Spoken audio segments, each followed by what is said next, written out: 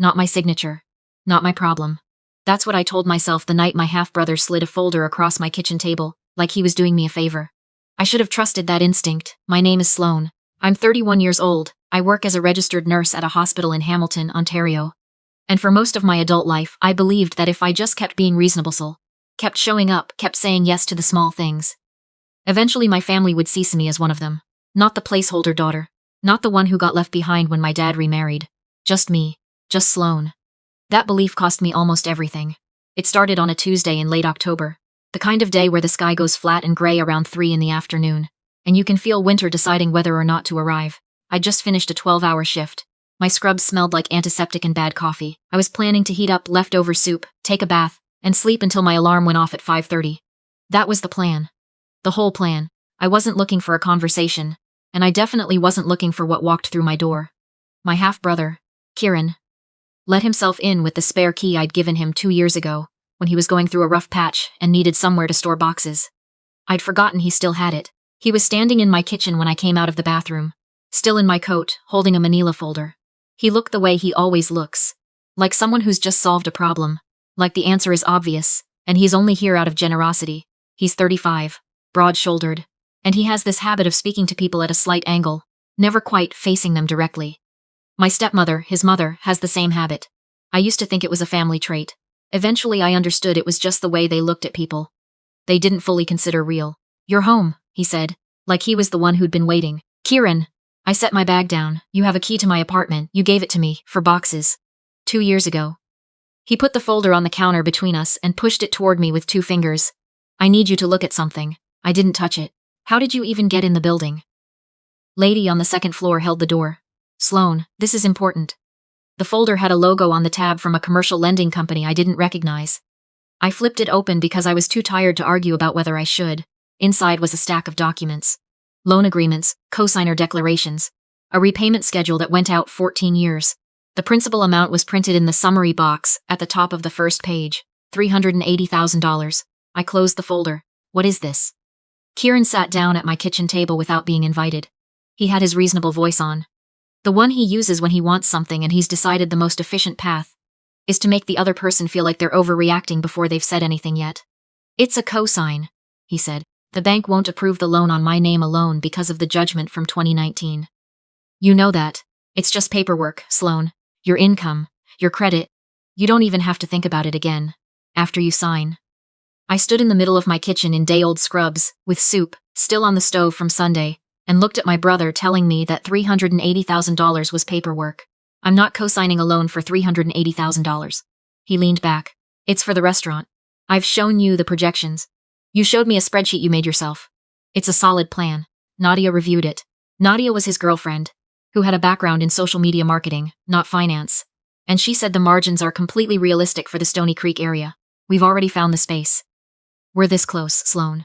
I just need your name on the paperwork. If anything goes wrong," I said, "I'm the one the bank comes after, not you. Me. Nothing is going to go wrong." That's what people say right before things go wrong. His expression shifted, just slightly. The reasonable voice stayed in place, but something behind it changed. "Dad and Patricia are backing the equipment loan. Gran's already given us her blessing. You're the only one who's being difficult about this." There it was. The only one. The family framing. The same one that had been used my whole life to make my boundaries feel like personality defects. My dad had been difficult to reach since he married Patricia when I was 13. His house, his priorities, his second family, Kieran and his younger sister Lynette, had taken up all the available space. I'd spent my teenage years visiting on alternate weekends, sleeping in a room that they'd turned into a guest room by the time I turned 16. I was the first family, the old model, the one you keep around because getting rid of her completely would be too obvious. I said no, clearly. I said I was sorry about the restaurant. I said I hoped he found another way. And I asked him for my key back. He didn't leave my key on the counter. He put it in his pocket and walked out. I stood there for a moment after the door closed. The soup had gone cold. I want to be clear about something, because I know how these stories sound from the outside. I don't think I was perfect in my family. I wasn't always available. I missed Christmas one year because of a shift I couldn't trade, and I've never been good at the kind of casual, frequent contact that makes families feel like families. I'm private. I keep my distance. I understand that some of that distance is mine to own. But I was not the bank. I never agreed to be the bank. I called my dad that night. He answered on the third ring, which already felt like progress. Kieran came to see me, I said. I know. He was using his careful voice, the one he uses when Patricia is in the room. He mentioned he was going to talk to you. He's let himself into my apartment. A pause. He said you gave him a key for boxes. 2 years ago. Dad, he's asking me to co-sign $380,000. It's a good opportunity, Sloan. The location is really well situated. If he defaults, the lender comes after me, my apartment, my savings. Everything I've put aside in the last 8 years. He's not going to default. Dad. The bank already rejected him because of the 2019 judgment. That's the bank's assessment of his financial risk. I'm not the bank, but I'm being asked to absorb the bank's risk. Another pause. Longer this time. I think you're being a little rigid about this. Rigid. That was the word. I've been collecting these words my whole life. Difficult, rigid, unavailable, too much, not enough. They have a texture, these words. They feel the same way every time. I'm not co-signing. I'm sorry. I love you, but I'm not. He said okay. He said he understood. He said goodnight. 3 days later, Patricia called me. I want to describe Patricia accurately, because I think accuracy matters more than sympathy here. She's not a cruel person in the obvious sense. She's never screamed at me. She's never said anything I could point to as overtly hateful. What she did, for almost 20 years, was treat my presence in her home as a logistical inconvenience that she managed with the minimum necessary warmth. She bought me birthday presents that were slightly too young for my age. She remembered my preferences incorrectly. I'm lactose intolerant. She served me cream-based dishes for years and expressed mild surprise every time I declined. She called me sweetheart, in a tone that landed like a door being politely closed. When she called, she said she wanted to have coffee, to talk, woman to woman. I should have said no. We met at a Tim Hortons near her side of the city. She was already there when I arrived, sitting with a medium double-double, wearing her good coat. She stood up to hug me and the hug lasted exactly as long as it needed to. Thank you for coming, she said. I know you're busy. We sat down. I wrapped my hands around my coffee. I waited. Kieran is really struggling with this, she said. This restaurant, it's not just a business to him. It's a dream he's been carrying since he was 19. You know he cooked for the whole family at Christmas one year, Patricia. She stopped. I know what this is, I said. And I'm not going to change my mind. I'm not co-signing a loan I can't afford to absorb if it fails. That's not me being difficult. That's me making a financially responsible decision about my own future. She looked at me for a moment. Something moved across her face. Not quite anger, more like the recalibration a person does when a strategy hasn't worked. Said, "You've always kept yourself separate," she said. "From this family. Your father notices it. My father could call me more than twice a month. He has a lot on his plate. I know. I've been aware of his plate my entire life."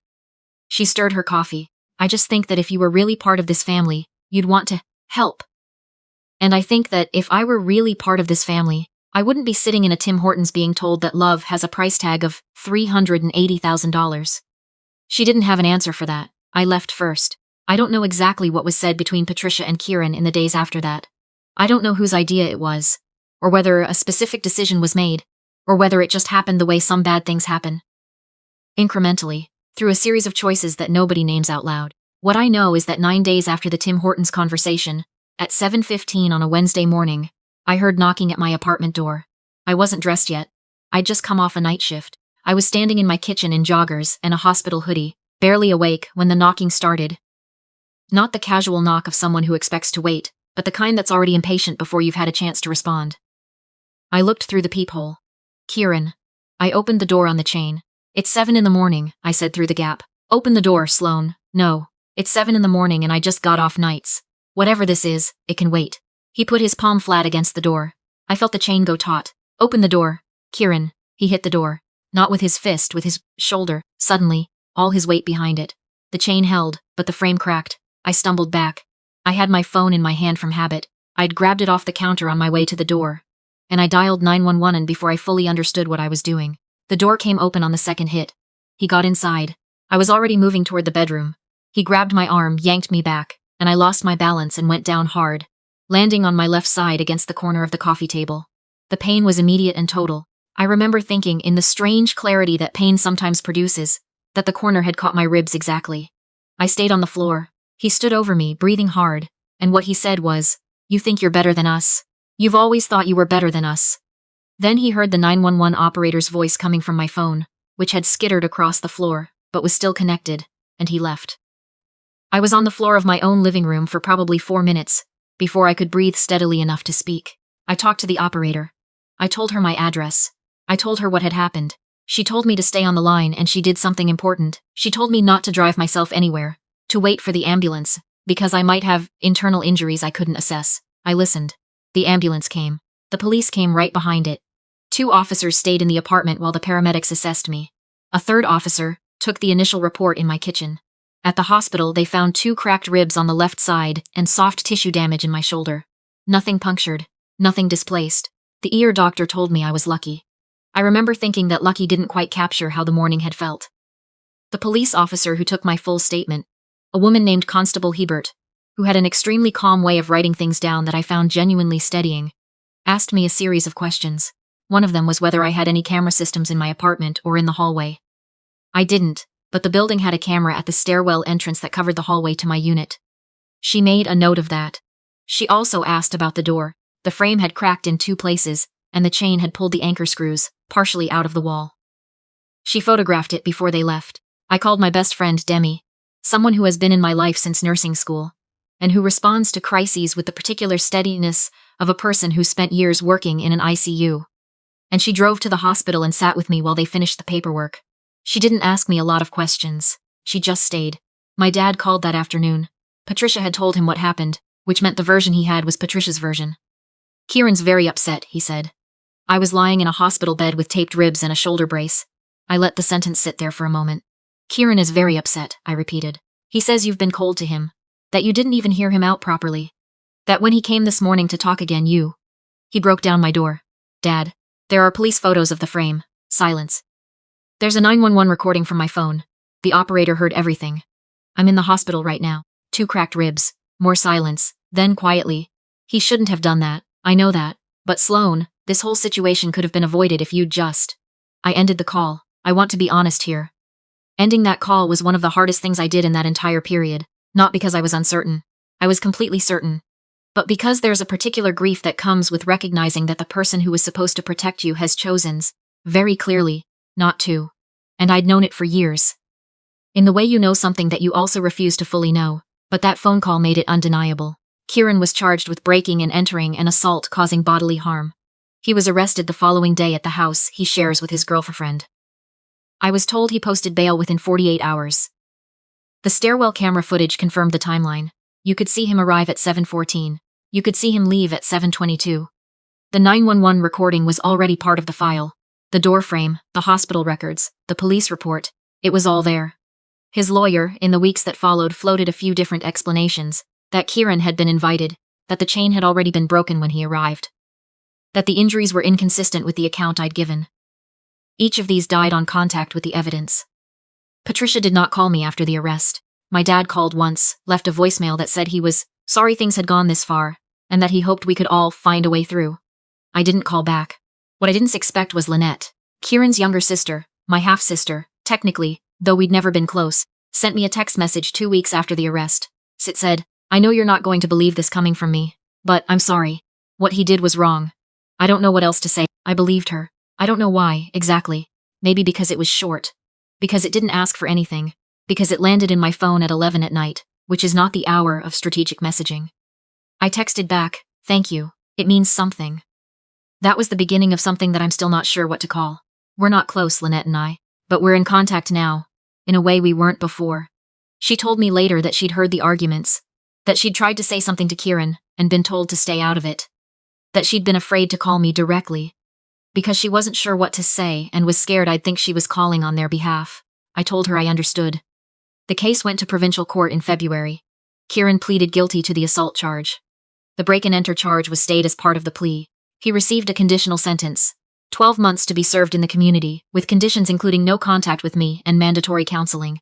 There was also a restitution order covering my medical expenses. I want to say I felt triumphant. I didn't exactly. I felt tired and relieved and sad in a way that didn't have a clean shape to it. I sat outside the courthouse in my car for a while with the heat running. Demi was in the passenger seat. She asked if I wanted to go get lunch and I said yes. My dad texted me that evening.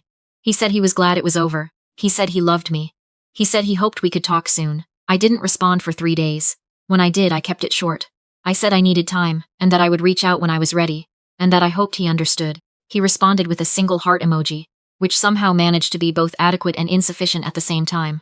There's a detail I haven't mentioned yet because I wasn't sure where it fit. My mom's mother, my gran, who died 6 years ago, left me her ring, a small sapphire on a thin gold band. Very simple. Nothing that would mean anything to anyone outside our family. It had been in a box in my dresser for 6 years, because I couldn't figure out where to wear it, or how to think about it without crying a little. When Kieran left my apartment that morning, the box was still in my dresser. I checked as soon as I got home from the hospital. It was there, but I hadn't looked at it in months, and when I finally took it out, probably 3 weeks after the courthouse, on a Saturday with nothing scheduled, I opened the box and just sat with it for a while. It was the same ring. Of course it was, but there was something about holding it in that particular moment, in my intact apartment with the newly repaired doorframe and my ribs, mostly healed and the case closed. That felt like finally getting to breathe out. My grand was a woman who left Cape Breton at 19 with $60 and a reference letter from her high school principal. She worked in a textile mill in Hamilton, raised 3 kids in a rental house, and never once described herself as strong because she didn't think it needed to be said. She would have had absolutely no patience for what her family put me through. She also would have had no patience for me, sitting with it longer than necessary. I took the ring to a jeweler on Lock Street to have the setting cleaned and checked. The jeweler, an older man named Mr. Bake who spoke very little and worked very carefully, told me the prongs were slightly worn and asked if I wanted them reinforced. I said yes. I picked it up the following Thursday. It fit on my right hand, middle finger. I wear it now. I'm not sure how to end this, because I don't think of it as ended. My dad and I have had 2 phone calls since February. They're careful conversations, both of us feeling our way around the edges of something that hasn't been resolved, and probably won't be, at least not soon. I don't know what Kieran is doing. I don't ask. Demi and I started a habit of Sunday dinners that began during the month I was recovering, and has somehow kept going. A few of my colleagues from the hospital have started showing up. My friend Bex, and a travel nurse named Renata who's been at our unit for 8 months and has the driest sense of humor I've ever encountered. The table has gotten louder. Last week there were 7 people. Somebody brought homemade pierogies, and somebody else brought a 6-pack of something local from a craft brewery in Dundas, and we stayed until 10:30 talking about nothing. I thought about my gran the whole drive home.